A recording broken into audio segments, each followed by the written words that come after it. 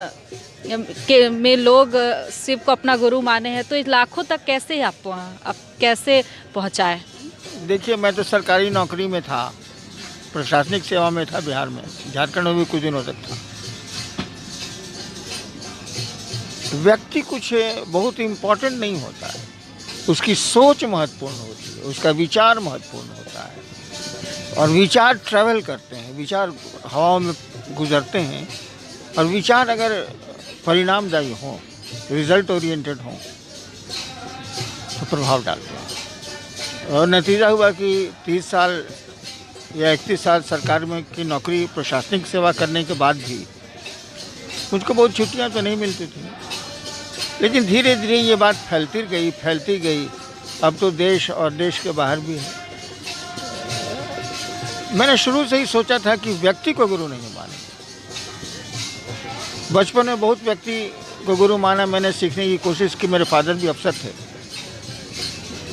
ये पता नहीं क्यों हमको रास नहीं आया,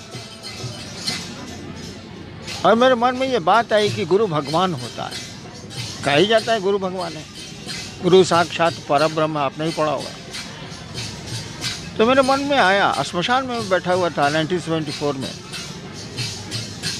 तब भगवान गुरु का है नहीं। It was simple logic. गुरु भगवान होता है तो ये भगवान गुरु का है नहीं। और भगवान का जो भी मेरे पास कॉन्सेप्ट तो नहीं कहिए, एक इन्फॉर्मेशन था, एक सूचना थी कि शिव को कहते हैं।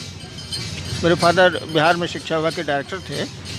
वो अक्सर मेरी माँ को कहते थे कि शिव को ईश्वर कहा जाता है, शिव को महेश्वर कहा जाता है। तो ये सूचना थी, it was only informative knowledge.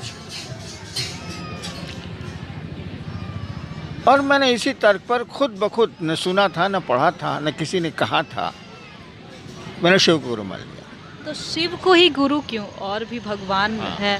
हाँ, आप अभी कैमरा लेके मेरे पास खड़ी हैं, आप बच्चे को पढ़ाती हैं? कभी मौका मिलता है तो पढ़ाती हूँ। हाँ हाँ, आप शिक्षक नहीं ना? नहीं। यानी पढ़ाने का काम आप नहीं करती हैं। You know ABCD, you know क ख ग, लेकिन आप पढ़ाती नहीं हैं।